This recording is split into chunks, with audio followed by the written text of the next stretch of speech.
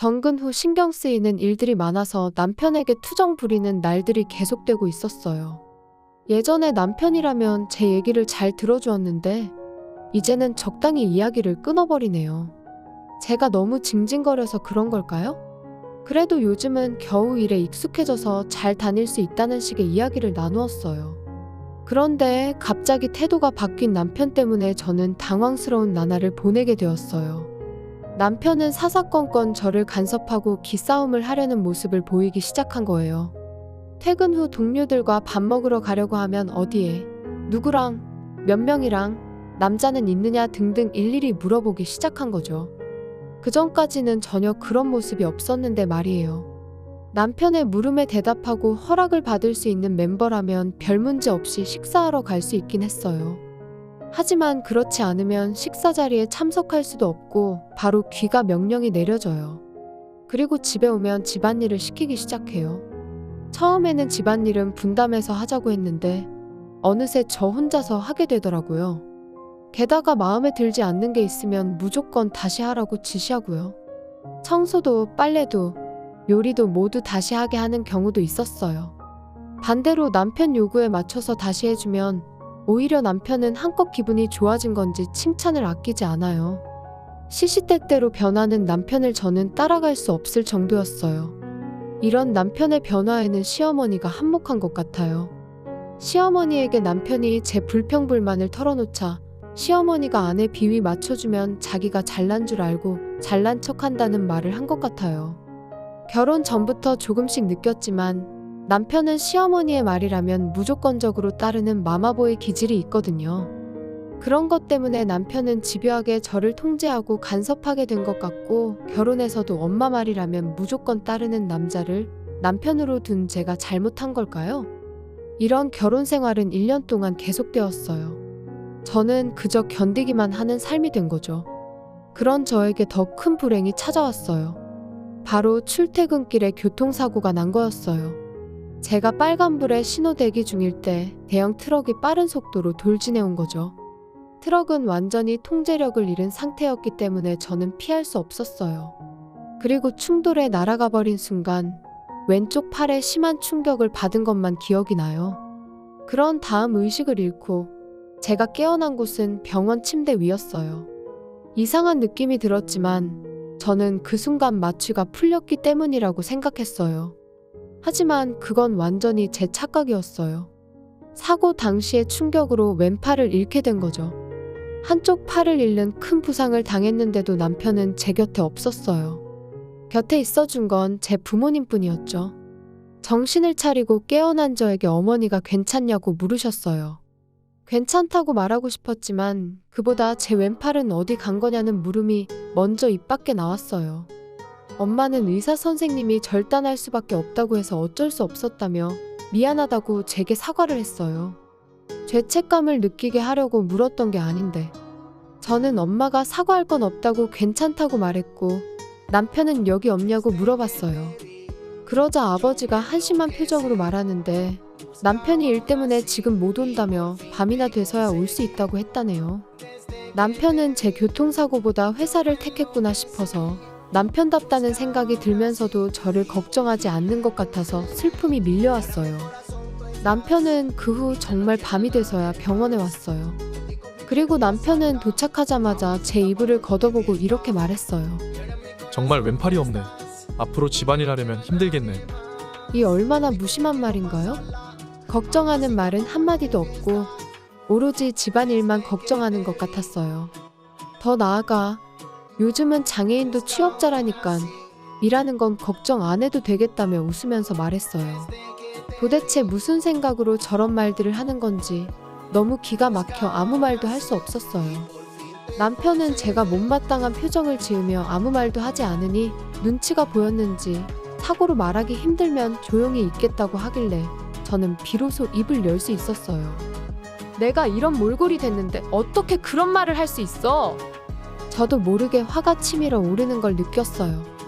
남편은 제 분노 따위는 아랑곳하지 않는지 어차피 일어난 일이고 팔이 없어진 사실은 변하지 않지 않냐며 냉정하게 말했어요. 더 이상 남편과 이야기하고 싶지 않았던 저는 얼른 이불을 다시 덮고 누웠어요. 그날 이후 남편은 거의 병문안을 오지 않았어요. 저는 열심히 재활치료를 견뎌냈고요. 하지만 팔을 잃은 상실감이 너무 커서 일을 계속할 의욕이 나지 않았어요. 퇴원 후에도 기운이 나지 않아 은둔 생활을 시작하게 되었어요. 그러다 보니 남편에게서 따가운 눈총을 받기 시작했어요. 왜 집에만 틀어박혀 있느냐며 그런 게으른 생활을 계속할 수 있을 거라고 생각하지 말라더라고요. 그리고는 집에 있을 거면 최소한 집안일이라도 완벽하게 하라며 조금이라도 소홀히 하면 절대 안 된다고 했어요. 남편이 자기가 돈 벌어오니까 지금 먹고 사는 거 아니냐고 말해 차마 반박할 수도 없었고 그저 남편 말을 들을 수밖에 없었어요. 그리고 가뜩이나 남편의 말만 들어도 힘든데 시어머니까지 우리 집에 드나들게 된 거예요. 점심때가 되면 집에 와서 청소 점검 등을 하며 지적을 하는 거죠. 그러면서 동시에 본인이 먹을 점심 식사도 준비시켜요.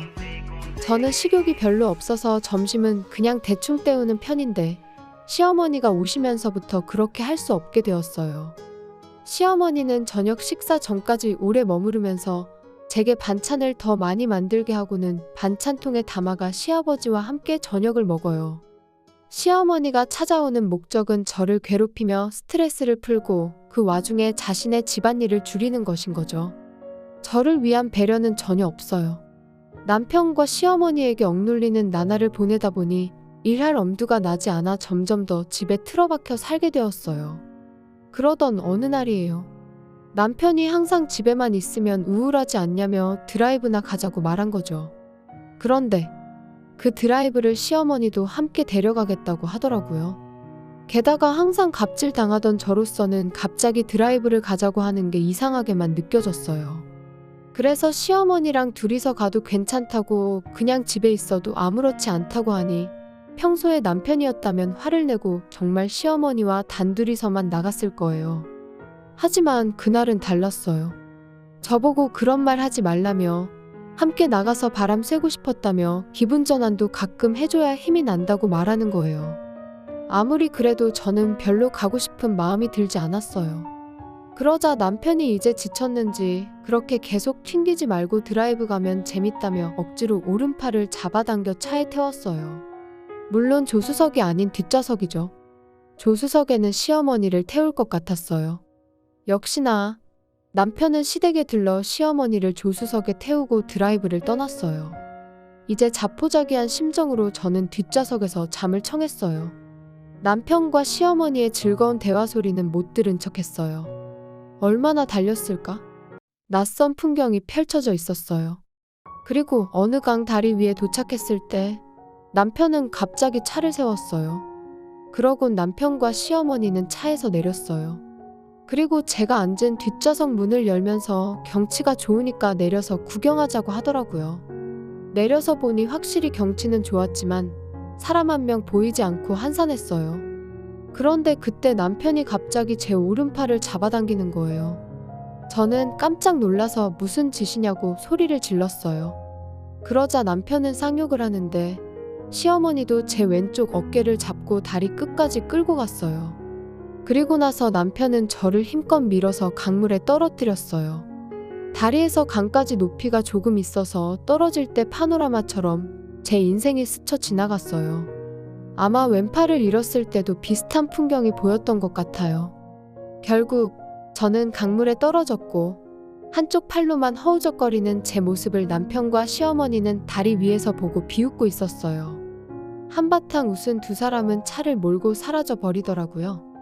그 사이 저는 어떻게든 살려고 허둥댔는데 체력이 점점 빠지더라고요. 그때 누군가가 조금만 기다려라고 외치는 목소리가 멀리서 들리는데 고개를 돌리니 한 남성이 서 있었어요. 낚시하러 온 사람 같았어요. 그 남자는 곧바로 제게 헤엄쳐서 오는데 안간힘을 다해 조금 더 버텼어요. 그리고 제게 도착한 남자가 힘을 빼라고 해서 온몸에 힘을 뺐고 그러자 신기하게도 그 남자에게 끌려서 강변에 도착했어요. 다행이다, 살았다. 마음속으로 안도하고 있을 때 그 사람이 제게 말을 걸었어요. 유지야, 괜찮아? 늦게 구해줘서 미안해. 어라? 내 이름을 어떻게 아는 거지? 놀라서 그 남자를 쳐다보니 놀랍게도 그 남자는 교류가 잘 없던 사촌 오빠였어요. 사촌 오빠는 낚시하러 왔다가 다리에서 떨어지는 저를 봤다고 했고 거리가 좀 멀어서 도착하는데 시간이 좀 걸렸다네요. 그리고 사촌 오빠는 폰을 꺼내 어딘가에 전화하기 시작했어요. 동료들에게 전화한다는데 막내가 없어 잘 몰랐었는데 알고 보니 직업이 경찰이라고 하더라고요. 그래서 동료들에게 전화한다는 게 경찰에 신고한다는 뜻인 거였죠. 그 후 몸을 추스리고 경찰서에 가서 모든 이야기를 했어요. 제가 강에 빠진 지 1시간이 지났을 때 남편과 시어머니는 집에 거의 도착한 것 같았고 두 사람은 아무것도 모르고 신나 있었을 거예요. 마지막 모습이 웃는 모습이었으니깐요. 하지만 이 두 사람은 상상도 못할 지옥으로 떨어지게 돼요. 집 앞에는 이미 경찰관이 대기하고 있었어요. 경찰차는 눈에 띄지 않게 조금 떨어진 곳에서 기다리고 있었던 것 같고요. 출동한 경찰은 두 사람을 발견하자마자 체포했다는데 그 과정에서 반항을 엄청 했다네요. 강제로 경찰차에 태워진 두 사람은 강 근처에서 경찰이 모든 과정을 목격하고 영상도 찍힌 게 있다고 하니 더 이상 반항하지 않고 순순히 경찰서로 향했어요. 그리고 그곳에서 저와 대면하게 된 거죠. 경찰서에는 저와 제 사촌 오빠가 기다리고 있었어요. 저는 두 사람을 보자마자 절대 용서하지 않을 거라고 소리쳤고 제 기세에 놀란 듯 하더라고요. 남편은 저보고 실수였다며 장난친 거였다고 말해달라는데 저를 훈계하는 듯한 말투로 말하지만 결국은 협박하는 것과 다른 바 없었어요. 저는 용서할 생각이 추호도 없었어요.